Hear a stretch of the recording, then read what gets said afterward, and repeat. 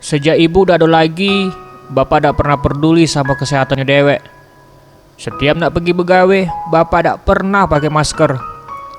Katanya daripada beli masker, lemak duitnya dipakai buat beli makan.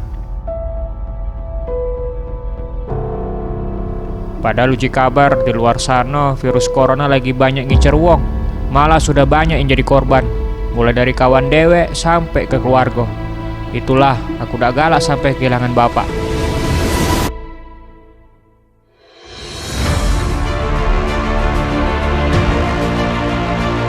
Apa baik kulaku ke untuk kebaikan bapak dan untuk ibu yang sudah ada katik lagi.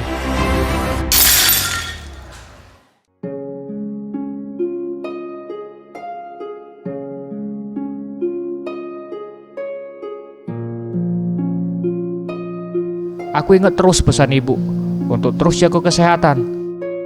Karena kata ibu, kesehatan itu ialah harta yang tidak ternilai.